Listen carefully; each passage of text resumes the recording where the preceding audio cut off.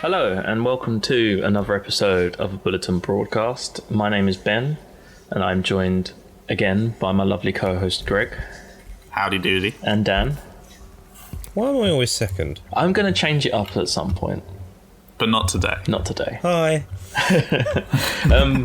So before we get on to the topic of today's podcast, I said to you, Greg, that there was something I wanted to tell you and get your reaction recorded. Yeah. If you're going to tell me something about Hideo Kojima, I'm just... Because you've built it up now, and I'm going to be furious if it's just like, oh yeah, the game with the babies and the boxes. Oh, there's going to be a sequel. Whoa. Get excited, there will Greg. be at some point, but no. No, there won't. I won't let there be. Go on, tell me. Last night, I played Skyrim for the very first time. Wow. What was that like? I streamed it for 3.5 hours. I got trolled by chat because I decided to let chat build my character, and I'm now an Argonian maid, which I found out is a reference to... The Lusty Argonian Maid book. Yes. And I fucking loved it. Oh, that's lovely. I honestly kicked myself for not playing this game earlier. I just killed my first dragon. I can now Fusdura. Fusdura. Don't you mean Fusrodar? No. No. My one's different. Yeah. Shout in the wrong order, do you? But yeah, I'm really I fucking happy loved it. Good. Skyrim is a game very dear to my heart. I'm really happy to hear that. If you have any questions or if you want me to hit you up with any lore, let me know. I know some of it. That would be... I just love that our level of support is not only did you not know that he was streaming, like, not only did you not watch the stream, you didn't even know it existed. Yeah, I've been trying to detox on social media pretty majorly recently, so I wouldn't take it personally, Ben. Oh, I don't. Not a bad at idea. all. No, I do the same. I noticed that I actually will spend... I won't even notice it, but like I'll spend an hour on Twitter, and at the end of it, I'll come out feeling a bit worse, and knowing that I've now wasted an hour of my life, and I'm just like, well, why would I do that? So I keep it far away from me a lot of the day. Yeah, I don't blame you, to be honest, at all. Not a bad shout. Okay. Anyway, shall we get on with our topic, friends? Yes. I apologise, audience, because we're kind of tired. I think all three of us have just woken up. Yeah. So we need to explain today's topic a little bit. So today we are discussing not necessarily our favourite games of 2020, but our favourite games that we played in 2020. So these aren't necessarily games that came out that year. They're just games that we enjoyed playing. They're games of our 2020. Yes. There's a very different spin. Well, I think because if a game's been out for longer than about 45 minutes, I get bored of it. So I think all of mine are actually from 2020, but... and you complete all of them. Keeps it... Yeah, obviously. Yeah, he has like video game ADD, I swear. I'll keep it relevant for you boys. Wow, isn't that nice of him? Keep it current. Okay, well, I tell you what, you go first then. You keep it current, and then we'll derail, and then you can bring us back. Okay. Yeah, you rail us. I'll buy it. So I tried to go a little bit out of the box because I'll do like an honourable mention for the favourite games I played, but I didn't want to just go for the big ones that everybody's putting on the top of the current kind of top games lists. I went for things that were a little bit different. And my first one was actually Astro's Playroom on PS5. Ah, Little yes. free kind of next gen demo. Oh yeah, that's it. Here he comes. Well, Dan. do you know what? I've just looked at my list and I was like, do I flex straight away? Yeah, let's just go in with it. But yeah, I think it's because it came as such a surprise. I mean, I don't think anyone really goes out to buy a PS5 to play the kind of free tech demo game that comes with it, but it was just so much fun. It obviously it's designed to kind of showcase the controller and what it can do. But yeah, it's just great. It's full of PlayStation Easter eggs, which is just fun to find. And it's if somebody came round and said, "Oh, cool, you've got PS5. Can I play something?" That is what I would put them on. I think. Rather What's it called? surprisingly, Astro's Playroom. Astro's Adventure. I can't remember what it's called. I think Playroom was the that PS4 good? one, wasn't it? Wow, what a marketable game this is. Fucking Astro Hat Playbot. No, but I mean, from the lists I read at the end of 2020, because I like to get my news and stuff from multiple places. I'm not a big fan of having a single source of news and reviews.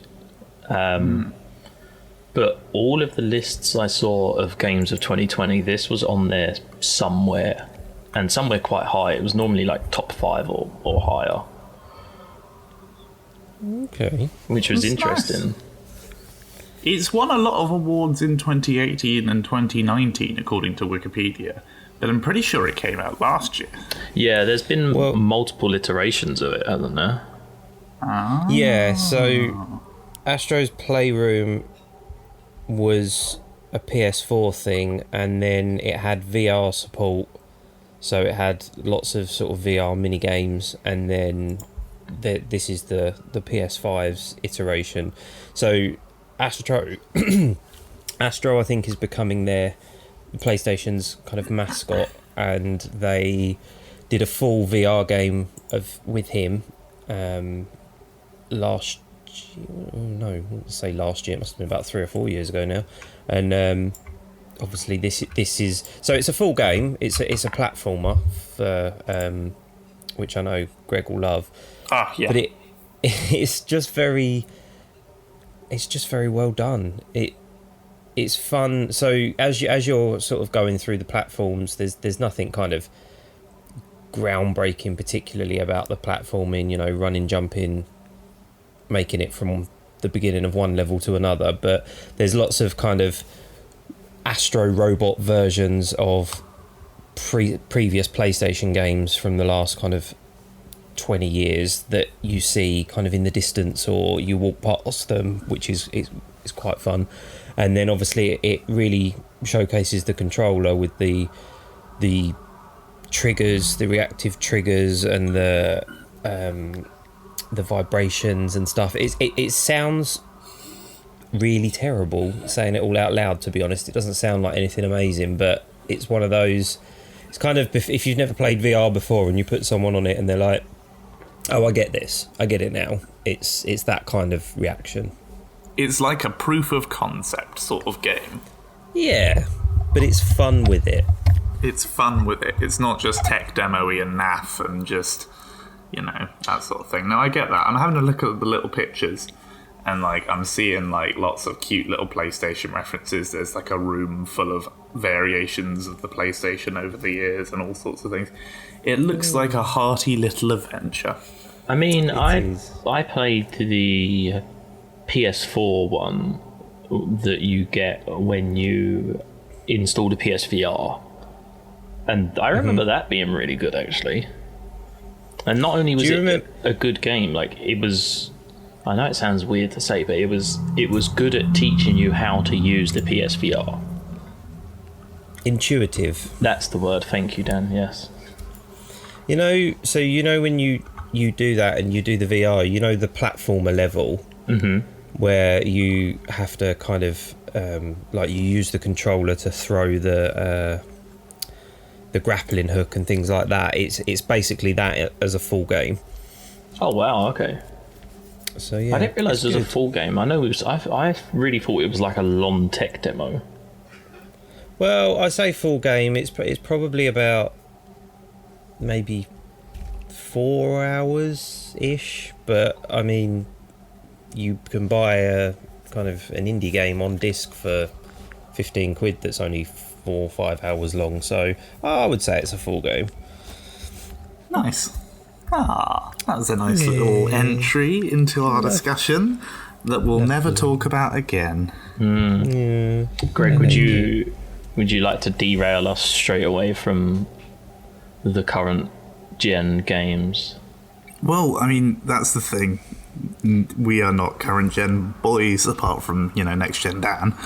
I sort of struggled because I don't know how. I mean, I've sort of hinted at this over the podcast over last year, but I'm not really getting many new games at the moment. I'm sort of in savings mode, so I do have a couple of games from 2020, but some of my games are actually ones that are from other years, but I played a lot in 2020 because that's when they got cheaper, But I'm going to start with one that is from 2020, which I got through the Games Pass and ended up buying permanently when I wanted to get rid of the Games Pass. Crusader Kings 3, which none of you know anything about, I reckon. I would say that's a good assumption. I've definitely scrolled past it on Games Pass.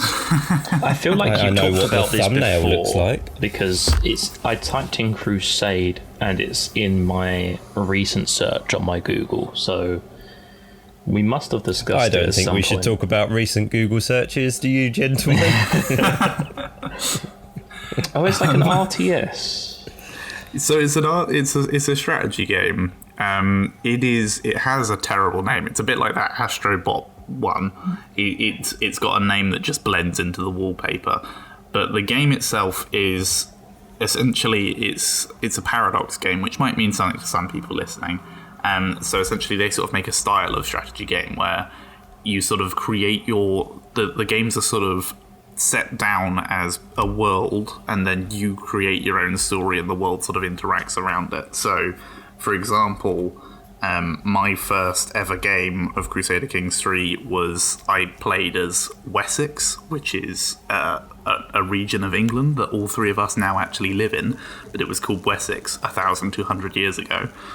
And you basically have to deal with the fact that Vikings are all around, and it basically renders a real world from 1,200 years ago, and you get to live through 600 years of history your way. So you have your own children that aren't going to be historically accurate, because as soon as you start playing the game, the possibilities of life completely tilt in a different direction, because you might make a different decision to a real world leader. It's a fun little game. You got to deal with stuff like the Pope doing crusades against you because you've invented your own religion, and he's like, well, I'm not going to deal with that, so he does a crusade and leads all of Europe against you, and then you lose your kingdom, and then it's really sad. That sort of thing. It's standard stuff, yeah. Standard stuff. It's quite a good game, and I know, Ben, you sometimes say that you think about dipping in and out of strategy games, but I think this is a good one to give a go. If you're interested, it's quite a difficulty curve getting into it. I won't lie, I'm looking through the website, and it is actually piquing my interest. I think it's a really good game. I think it's really well made. I think everyone I've introduced to it, they needed a lot of help getting started, but once they got started, they fell in love. It honestly sounds like a really fantastically interesting game that I will never play. It's one of those games that you look at and go, that sounds cool, I'm never going to play it. It just sounds like, because a lot of strategy games are, I mean, I don't think I've dipped a toe into the RTS since Command and Conquer Red Alert, perhaps. Wow. But it does sound an interesting take on it, as opposed to, because it's normally very much, here's a period of history and play it, as opposed to pick a period of history and we'll kind of see what happens. Yeah, that's the thing that kind of interests me about it. I'm not going to lie.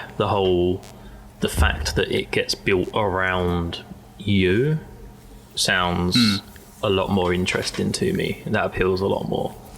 Yeah, I mean, I definitely think that's really compelling as well. I mean, you really do set the pace of the world you're in. You can start as literally any county or any country or whatever you like in the whole of the planet. You can play as someone who rules an area the size of Hertfordshire. You can rule that in fucking India, or you can be a Mongolian Khan or whatever. Like, you can do literally anything. It's good fun. It does sound interesting. And that wasn't sarcasm. No, It wasn't genuinely. You have genuinely caught my attention. Yeah. Well, if you're ever interested, Ben, let me know, and I can talk you through it. I'm happy to do that. You can get it on the Games Pass, as I was just saying.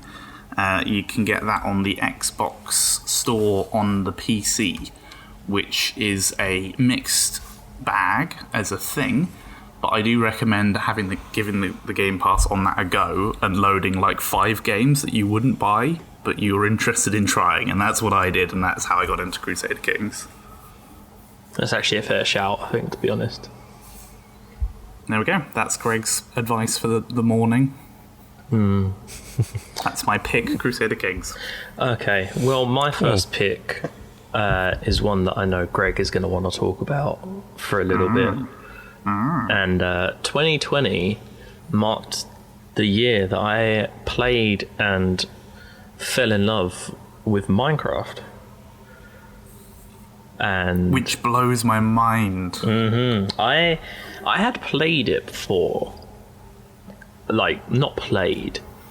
I got given a controller in creative mode by my brother and was told, put a bunch of TNT here, as much as you want, but not too much because it will crash the game, and then hit it with a flint and steel. Right, yeah. And that was the extent of my reach into Minecraft. But then, so Reese, Cara, Tom, Jordan, they've all played Minecraft for years. And they're your good friends. They are, yes. Some of. I didn't want to exclude Dan. So, and Greg, I should say, I know we don't talk very often, but I do consider you a friend. Don't feel pushed out by that. Oh, I didn't feel pushed out, but I do consider you both friends. Thank you. That's very kind. This is a nice little moment we're having in our low energy morning podcast. Oh yes. This would have a really kind of a short, lovely string score if this was a sitcom of our lives. Slow zoom. Oh gosh, I'm so glad we don't have a sitcom of our lives. Our lives are so boring right now. But yeah, so Reese messaged me and was like, "Hey, you should play Minecraft." And I was like, "Yeah, I might, maybe, probably not." And he was like, "Okay, let me put it differently. Here's £15 PlayStation voucher. It's currently £15. Buy it." And I was like, well, he's gifted me the money. I can't not buy it. So I bought it. And so I have my PS4 Pro here, and then Ellie has my old PS4 because she wanted something to like watch YouTube and Netflix and stuff. So I was like, just take that. And that is set as my primary PS4. So for those who may not know, if you have not even two PS4s, you can log into your PS4 account on a friend's PS4, activate it as your primary, and they gain access to any digital content that is on your account. So because Minecraft was a digital game that I bought on my PS4 here, Ellie was able to download and play Minecraft on the PS4 at hers. Nice. So that was kind of how we worked it around, and we started a server. And I love Minecraft, but it has one of the most difficult learning curves I've experienced in a game. Just okay, Crusader Kings might not be for you. It's not that. It's just because, like, you kind of forget how old Minecraft is, and you get thrown into this world. Like, you start a survival map, and it's just you spawn, survive. Like, there's no. I guess. There's no tutorial. Yeah, is what I'm trying to say. Yeah, because like nowadays we're kind of so handheld before we're thrown into the world. You know, it's like, oh yeah, this is how you do this. This is all right. Now go. But Minecraft is very much like you start chopping down some trees and you realize you can make a crafting table, and you're like, okay, I make a crafting table, and then you see all of these recipes and you're like, okay. Like a furnace, that kind of makes sense. I can smelt iron and turn it into like iron ore and turn it into iron. That's fine. And then you see stuff like redstone, and you're like, "The fuck is redstone?" Yeah. I now know that it's like the game's power source, and you can build circuits and stuff. But as you know, I know these things because my 4 friends who have been playing for years have been teaching me. That is how it goes. Like, I mean, I've been playing Minecraft for over 10 years now, I think. I don't know the exact date, but I started playing Minecraft a few weeks before the update that added beds came in. Wow. So, yeah, I think it's about 10 years. I first bought it when it was like £11 because it was early access. But yeah, I adore the game, and it is fun. I mean, I've a couple of my friends that I'm playing it with. Some of them are quite new to Minecraft as well, and that's sort of a fun moment when I teach them something that, you know, to me, I've known this knowledge for 5 years because they added it in that update 5 years ago or whatever. I adore Minecraft, and playing it with friends is great fun. It was weird because when we started the server, the 6 of us, and we was all running along, and we found this area and was like, okay, right, we can flatten out this area. It doesn't need too much flattening. We'll flatten it and we'll have like a little hub. Everyone will have their house, and this will be like our central part, and then we'll go off our separate ways and come back here. Yeah. So me and Ellie decided that we was going to build a house together, and so we went off and started gathering wood and stuff, and about 45 minutes passed, and we looked around, and everyone else already had single floor houses like bungalows. And then Reese came over and was like, his character came over, and I heard him on the mic. He was like, "You guys haven't built your house yet?" And I turned around and he's like in full iron armor with his iron sword, and I'm just like, it's been 3/4 of an hour. How the fuck? And he's like, yeah, I just like built a furnace and then smelted some iron and then like, you know, made the iron armor and just. And I'm like, what? And he's like, yeah, I'm getting ready to like make an enchanting table. I was like, wait, what? Wow. That's fun. I mean, yeah, it's one of those games where the sort of, it's not so much a skill difference, it's a knowledge difference. I think you just know what the best routes are to certain things. Yeah, he basically said, like, I was like, how the fuck are you doing this? And he was like, so he was telling me about redstone and stuff, and I was like, how do you know this? And he was like, it's a mixture of watching other Minecraft creators and going, I wonder if this will work. And it's basically just experiment, fuck around, and learn. Mm. So Dan, has this won you over? No?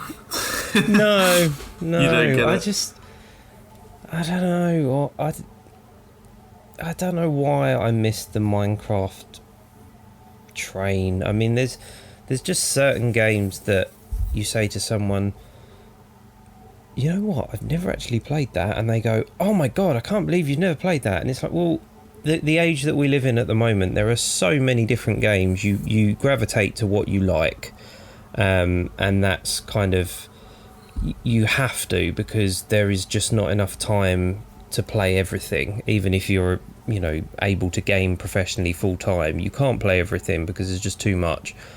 And I got told at the time, you know, many moons ago, Minecraft's great, you really need to get in it, and someone sort of set me up and showed me what to do. Or, well, they didn't really show me what to do, they left me to it, and I punched a tree for a while, and I got some wood, and then I dug a hole, and I couldn't get out, so I just kept digging, and then I died. And I was like, I don't get this, I don't understand what the appeal of this is in the slightest. And since I've thought about sort of, oh, maybe I should go back to it because, you know, cultural phenomenon and all that. But I think my problem, as Ben knows, is I don't like games that don't have a point. I mean, that's my Minecraft problem. does have a point, but it's very well hidden. Like, you don't... You sort of make your own. Yeah, you don't... I think. The game kind of... It gives you this thing of like, hey, there's this world, and then there's the Nether with a boss and an Ender with a boss. And you can do that if you want to, or you can just build and survive. Like, it's not. But the problem is, Dan likes, even in like open world games, Dan's very much a fan of, this is objective, this is side mission.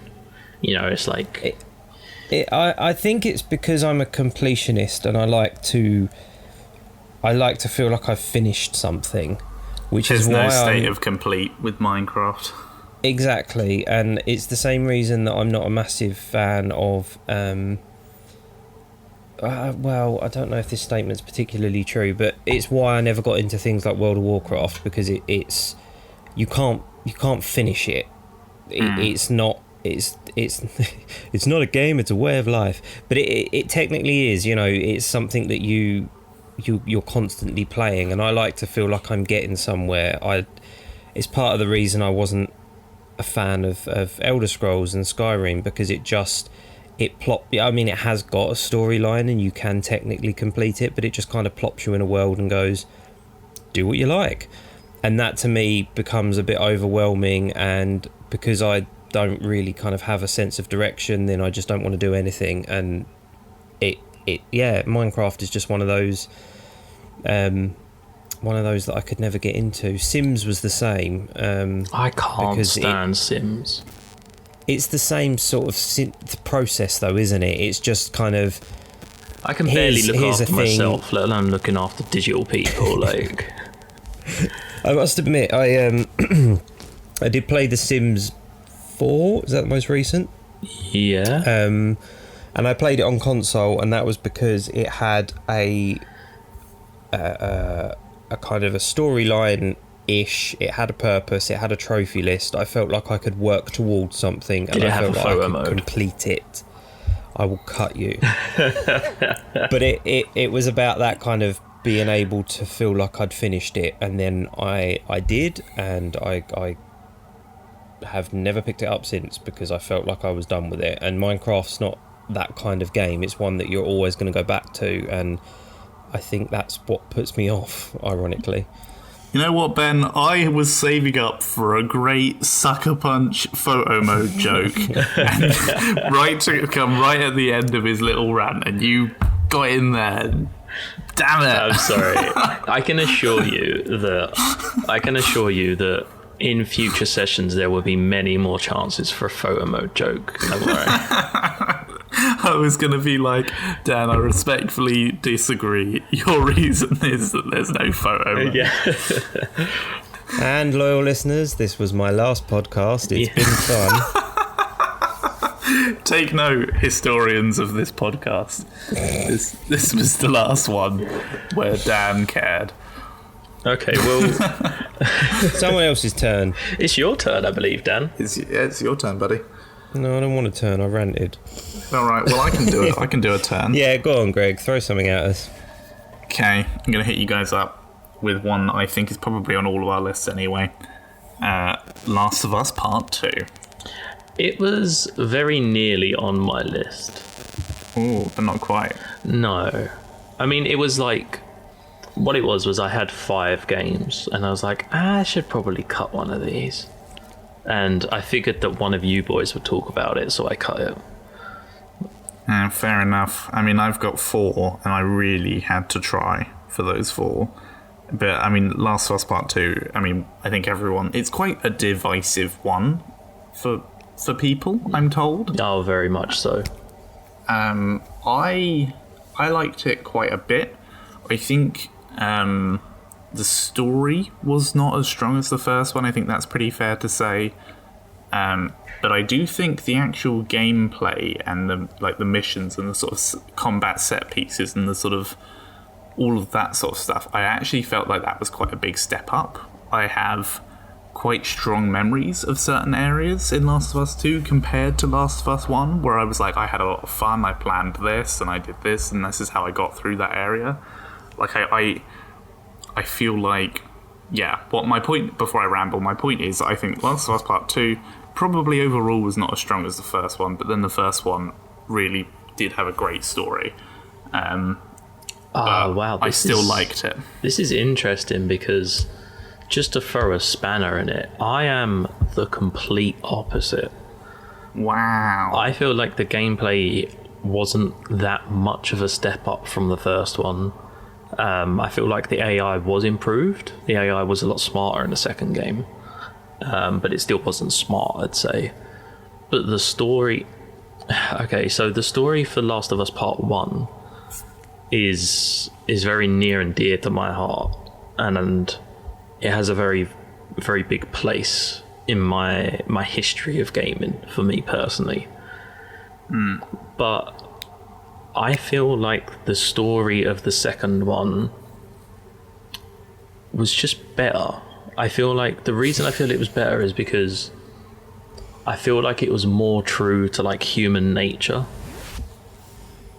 The things that happened in one is this whole kind of, there are moments that are true to human nature, like spoilers if you haven't played The Last of Us Part 1, but the ending in the hospital with Joel, that is a moment where you're like, yeah, I can imagine in that situation somebody doing that. Yeah. But for me, The Last of Us Part 2 as a whole game, it was much more true to what I would imagine people to act like, in terms of like, again, spoilers for Last of Us Part 2 if you haven't played it, but the quest for revenge and the sense that, you know, you can't... How do I explain this without... It's just a story of revenge, and the way that the people act in it, I felt was a lot truer to how people would actually act, and I feel like it resonated a bit more. They bind up the revenge with grief and trauma quite effectively. So in Last of Us 2, you play as 2 different characters, both of which are motivated by similar things. They are both motivated by like the death of someone near to them, who they blame on someone else, and they are seeking to get that someone else for what happened. And they aren't, you know, they get very obsessive about it to the extent that they, you know, people around them are let down by them, and I do like the story and I do like the characters, but I feel like the interplay between Joel and Ellie in the first one was masterful, maybe. I don't know if that's the word I want to use here, but it definitely, there was so much that was embedded into that experience where the interactions between them are so subtle and so constant as well on all levels. Even when you're just walking around the world and you just pick up something, or you're like having a look at a jukebox and Ellie's just like, so what's that? And then they have a chat and it's true to their characters, and she'll make a joke about it and sort of try and sort of distance herself, and Joel will try not to talk about his actual past while talking about the past. And I really liked that game. And sorry, no, I'm rambling. Oh no, I was just going to say I'm super conflicted because like the story of the first game is stronger. Like, don't get me wrong, it is a stronger story.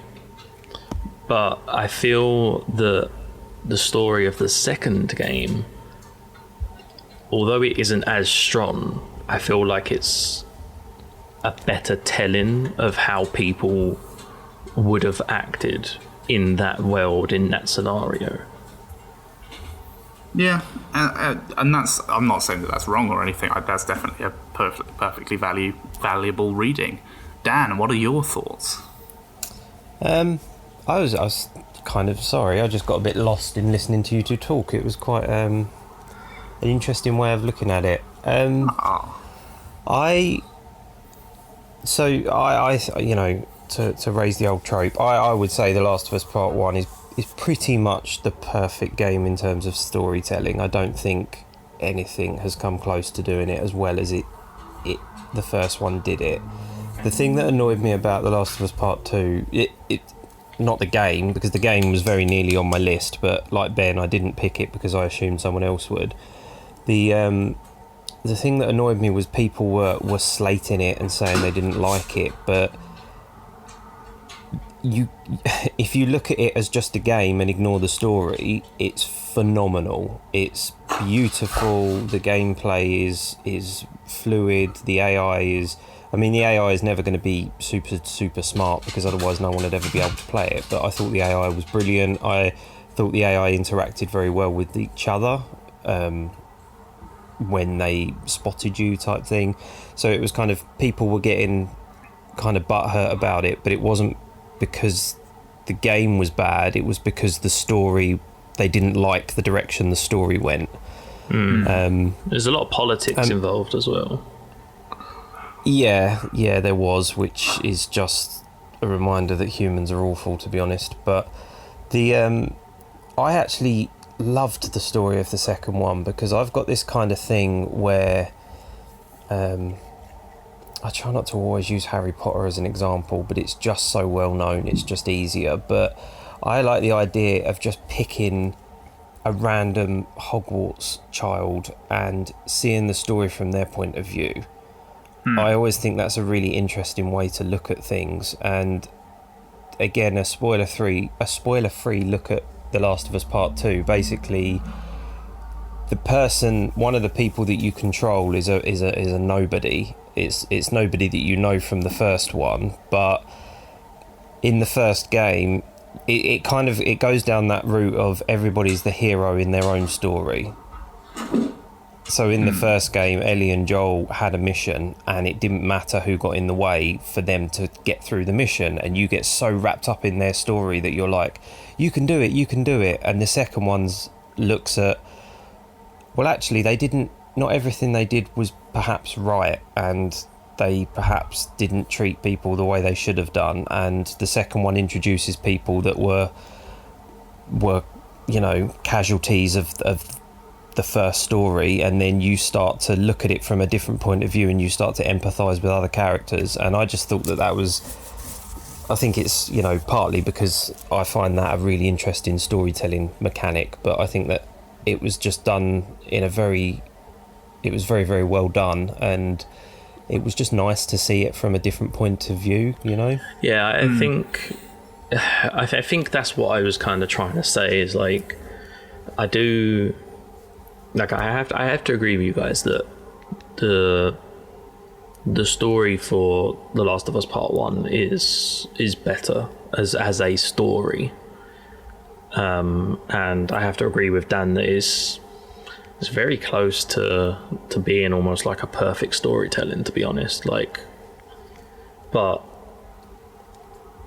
as Dan said, the reason, although the story itself isn't as strong, the reason I love it equally as much as The Last of Us Part 1's story is because it's like, you sort of, in The Last of Us Part 1, you zoomed in on Joel and Ellie, and you had this like tunnel vision, and they were all that mattered. So to see The Last of Us Part 2 kind of zoom out and go, well, hang on, there is this whole world that's happening, and Joel and Ellie did impact these people's lives with pretty much no regard and no worry for what was going to happen, and it was all about the goal, and consequences didn't matter. Yeah, and I loved seeing that story zoomed out and seeing like, oh shit, okay, well, this is what happened around them. No, I agree. Good talk, guys. I think we all like Last of Us Part 2, and I think we all think it's a good game, and not everyone thinks that, and that's okay. I mean, arguably, if it can create that kind of a chat amongst people and that kind of emotion, then it's kind of done its job, really, hasn't it? Oh yeah, 100%. Okay, I want to talk about a game, and I'm just going to get this out of the way because it was all that you saw in 2020, and that is Among Us. Just to completely divert away from The Last of Us. Oh, what? Among Us. Greg. I've never heard of this. Greg. How's that spelled? I can't even spell that in my head. Among Us is two separate words. Oh, Among Us. Yeah. Sorry, I thought you said Among Us. I did, but I have a weird accent, so. No, that's true. You do have a different voice. There's nothing wrong with that. Happy for you. No, I've seen the footage of this. I've never played it, nor do I really know what it is. So tell me about it. Okay, so essentially what it is you have a group of people, and the idea is that you're on a map and everyone has tasks. And once all of the tasks are completed, then the people who are doing the tasks win. And in amongst those crewmates is one or two people, depending on what you set, who are acting as imposters. So their goal is to kill everyone else and stop the task from being completed. So you can sabotage different parts of the map. So you can sabotage the lights, turn the lights off. You can sabotage the reactor, which basically means that there's a countdown, and if they don't sort the reactor in that countdown, then the map basically blows up and you win. And there's whole kinds of mechanics. You can kill the crewmates, and then as a crewmate, if you actually, as an imposter as well, you can self-report. You can find the body, you report it, and it kind of comes to this screen, and then everyone discusses who they think did it, why they thought they'd done it, and it's basically like a whodunit with extra mechanics. It sounds like it's identical to the CBBC hit show Trapped. Anyone know that one? Okay, never mind. I don't. It's basically a board game called One Night Ultimate Werewolf, but in video game form. If anyone listening has ever played that, it's the same. So in that, you all play as villagers, and then one of you is a werewolf, and not everybody knows, and it's all about deduction. It's discussion and throwing red herrings and trying to blame someone else, and just to compare it to basically something else. Lying to your friends. Yeah, just to compare it to someone else. If anyone's ever played a town called Salem, even, then that's also very similar. But yeah, basically your job as imposter is to kill, deceive, sabotage, stop the tasks from being done. There are certain ways that the crewmates can detect who is the imposter. So you can see things while you're walking around. There have been times that people have seen me kill people, and are just like, because your kill has a cooldown. So if you kill someone and someone comes walking along, you can't just kill them. There's like a set cooldown, like 20 seconds or 40 seconds, however long you set. So if someone comes along as you're killing a body, they'll just walk up and report the body, and then they'll be like, guys, you can't spam it. Yeah, you can't go on a rampage and just murder everybody, kill all the witnesses. Yeah, it's like you kind of, so if they report it, then they'll be like, guys, it's Ben, and I have to be like, oh, no, hang on, wait, it's so-and-so. And then there's like a discussion of why. But there's also cameras that you can watch to see people going in and out. You can look at admin that shows how many people are in each room. It doesn't show you who's in the room. It shows you like 2 people are in generator, 1 person is in oxygen. And then there are also something called visual tasks. So there are certain tasks on the map that have a visual cue. So like the medbay scan, if you stand on medbay scan, there's this green circle that goes up and then down as it scans you. So if you're a crewmate and you have medbay scan, you can do it with someone watching. And then if someone accuses you, because the imposter can't do visual tasks. So if someone accuses you, you can be like, well, no, so-and-so saw me do medbay. And they're like, yeah, I saw them scan, so they're not imposter. So it kind of clears you that way. But it's just an awesome game. I mean, this game came out, I think it was 2016 it came out. Yeah, it was. And it like randomly just blew up in 2020. And it is so simple but so fun. I've played it with I haven't played it very many times, but I played it with Ben and his crew. The only problem is they're very lovely people that don't give you any instruction whatsoever, and they were just like, come and play with us, and drop me in it, and I didn't know what on earth I was doing. Yeah, I remember the first body got reported and we was all talking, and I was like, guys, did actually anyone explain to Dan how to play? And Dan was just kind of like, no. He's like, I know I have to do tasks, but that's about it. I just went up to like 2 people stood next to each other and killed one of them, and then obviously the other one was like, okay, well, I just saw Dan murder someone. We should probably eject him from the ship. And I was like, what did I do? It's a great game, but yeah. It is fun. I do think you need a little bit of instruction first because there is no tutorial, and so each task has a different mechanic on how to do it. So it might be like linking wires together, it might be tapping the screen, it might be whatever, and having only played it a couple of times, I still don't know how to do all the tasks. So if I'm not the murderer, I feel like I'm not massively as helpful because it takes me a long time to work out what I'm supposed to be doing. And then as the murderer, like Ben said, I think actually the first time I killed someone, straight away it was reported, and it was like, yeah, I was looking on the cameras and I was like, I didn't know there were cameras, and there's like a big blinking security camera watching me tear Ben's innards out. Yeah, it's like, yeah, I got caught straight away. It took a long time for me to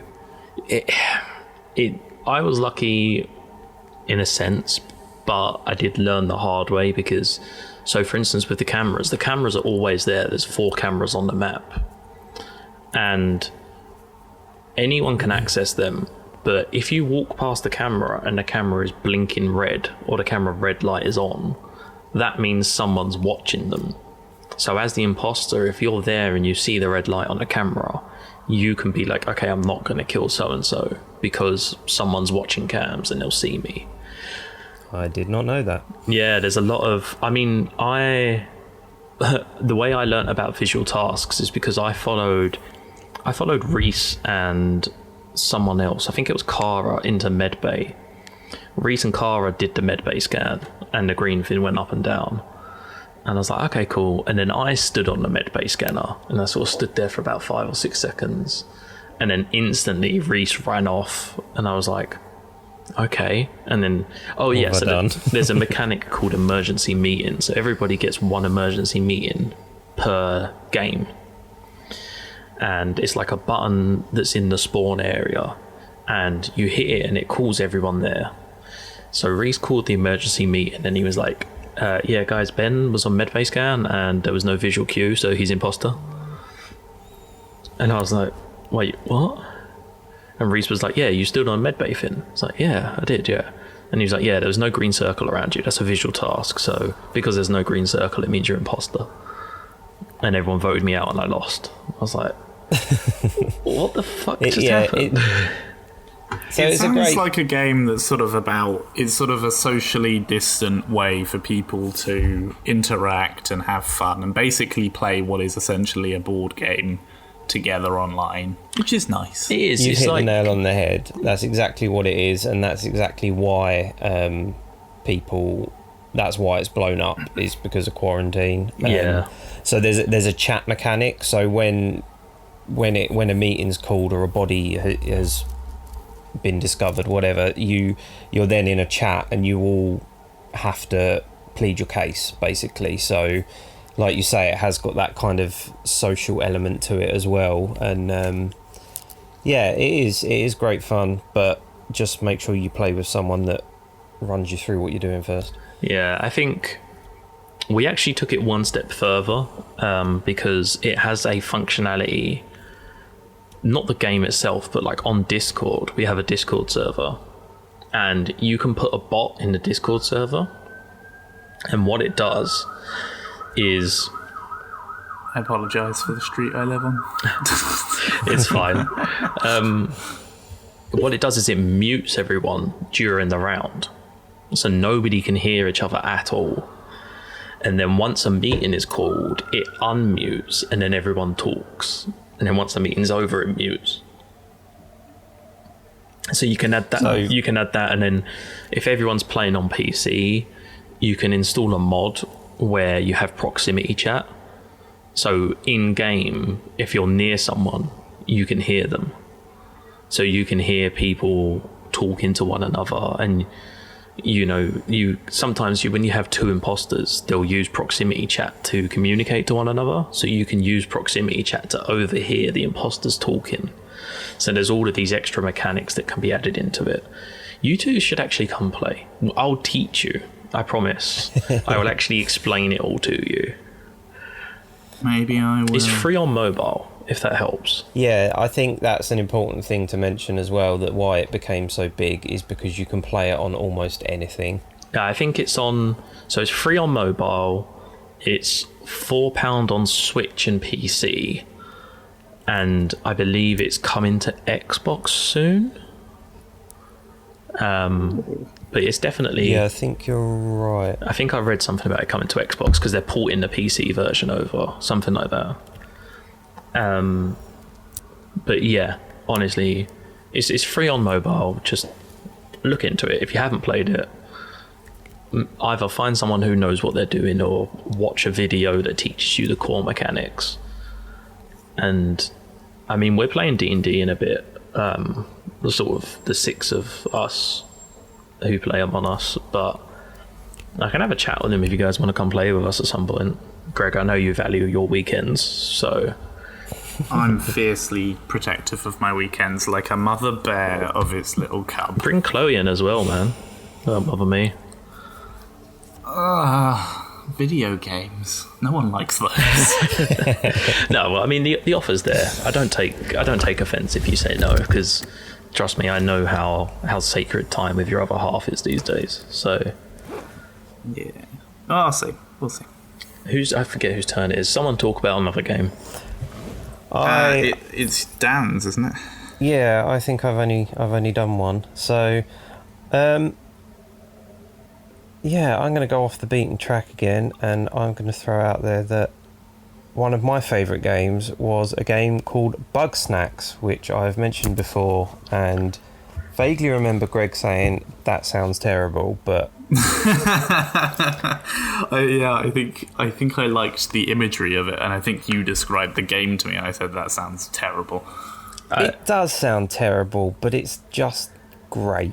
So it's really hard to describe without sounding like you're an absolute nut job, but it's basically you play as a Muppet type creature, and you go to an island full of other Muppet type creatures that's also inhabited by insects that are kind of hybrid insect and food hybrids. And yeah, I could just bear with me. And when one of the Muppet creatures eats one of these food insect hybrids, one of their limbs will take on the characteristics of said food, and you have to hunt these bug snacks, which is what the food bug hybrids are called. You have to hunt them and capture them in a variety of different ways, and kind of fulfill quests for different townsfolk all the time, looking for this adventurer that's gone missing. And it sounds completely insane. Do you know what? It actually is giving me a strange nod to... I was going to call it Boku no Hero, My Hero Academia. I hope you're up to date, Dan, but there's a guy, no spoilers, there's a guy who's Greg, it's basically about a group of high school students who have superpowers. But one of the guys, his powers are that he can manifest the limbs of animals he eats. It's very strange, but so like he does things like he'll eat octopus, and then he can like turn one of his arms into tentacles that he uses to fight crime. But it sounded similar to that. Like, you're hunting these things, you're like, okay, I want this ability, so I need to hunt this bug snacks. And yeah, you're on the right lines. It's absolutely... It looks mental. adorable from the screenshots and stuff I've seen. It is, and most of the bug snacks are puns. So there's one that's like a spider creature that's made of French fries, which is obviously called a frider. And there's I'm trying to think of other ones now. They're all kind of terrible puns, like food puns, and it's just stupid fun. Like it you know, we've spoken about The Last of Us, and we've spoken about like Among Us, with all this kind of deceit, and you know, there's sometimes you just want to play a game. I suppose it's similar to you guys just kind of playing a couple of hours of Minecraft, but sometimes you want to play something that just, it doesn't have a deeper story, it doesn't have a, you know, a big kind of overarching narrative. It's just fun to play, and that is one, to be honest. I would say that about Minecraft, but I actually, believe it or not, rage quit Minecraft because I didn't play it for about 2 months because I was down in a mine and I was like, oh my god, diamonds. I had an diamond pickaxe, so I mined the diamonds and then I made diamond pickaxe, and I was like, oh, I gotta have a diamond pickaxe. I have 3 diamond pickaxes. I can go and mine all of this obsidian and build a nether portal. And so I began mining this obsidian, and I ended up falling into a lava pit and dying and losing all my gear. And normally when you die in Minecraft, you can go back and get it, but because I died in a lava pit, I couldn't retrieve it. So I rage quit because I lost all of my diamond stuff. That's pretty rough, man. It took me like 4 hours those to get totems. You got to get a totem of undying, Ben. Come on now. I'm sorry, I'm rookie, bro. Get one, okay? Again, doesn't do mean it. a huge amount. Is that like the TikTok of the girl that went down into the lava with her pet, and then her pet died, and then she actually cried in real life? Yeah. I'm just gonna nod. It's yeah. like that. I don't know that TikTok. So bug snacks. Yeah, sorry, go on. I was just gonna say, like, Bugsnax sounds a bit more relaxing than Minecraft. It's weird. It is relaxing. It is stupid. It is, so it'll be, so each bug snacks will have its own characteristics and the way it plays. So you have like a net that you throw out there, and then you can choose when it closes.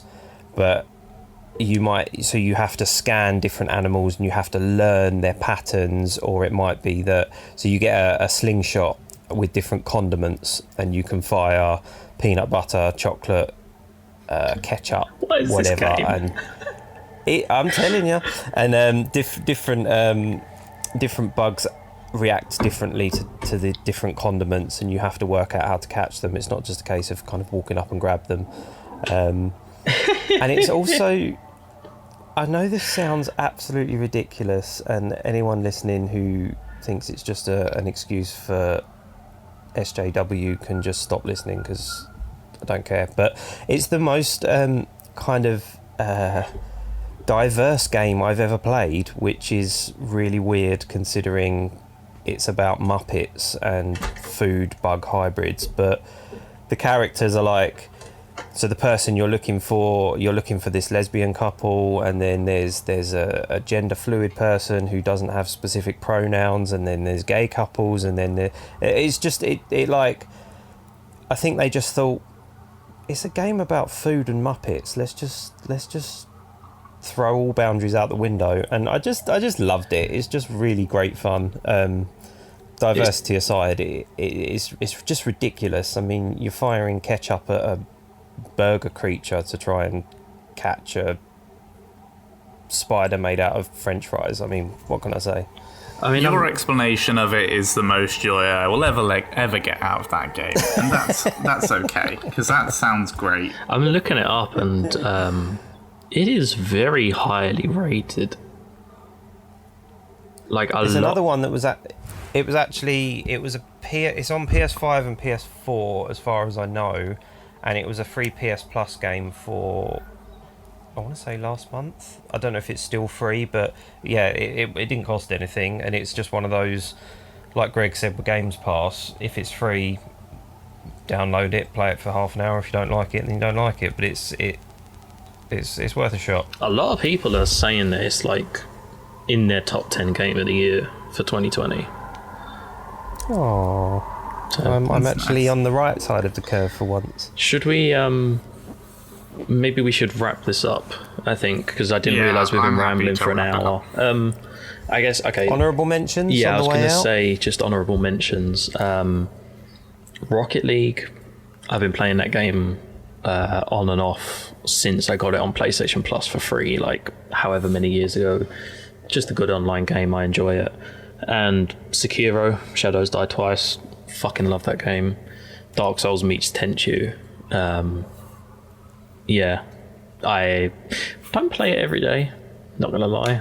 I need some time away from it here and there, but overall I absolutely love it. What about you, Greg? My honourable mentions are Spider-Man Miles Morales. You do a web slinging, but as a different web slinger. That's pretty neat. It's shorter than the normal Spider-Man game, so I don't think I like it as much. But we'll see. And Pokemon Sword, which I believe, technically start playing in 2020, although I got it for Christmas last year. Like it a lot. It's a good game. Got Pokemons in it. And apples. And apples. Oh, the apples. Tell me about the apples, guys. My honourable mentions were Spider-Man, obviously. The Final Fantasy VII Remake, just because if you ever need a lesson on how remakes should be done, that is it. And the one I didn't get to talk about, which was on my list, was Genshin Impact. I would actually like to talk about that in another episode. Maybe we can do like an episode on free-to-plays or something, because Genshin Impact is everywhere and everyone loves it, and I've never touched it. It's good. It's good fun. I realise that I'm a real kind of advocate for cheap gaming, because Genshin Impact's free, the Astrobot's free, and Bugsnax was free, so thrifty. Don't knock a free game, like.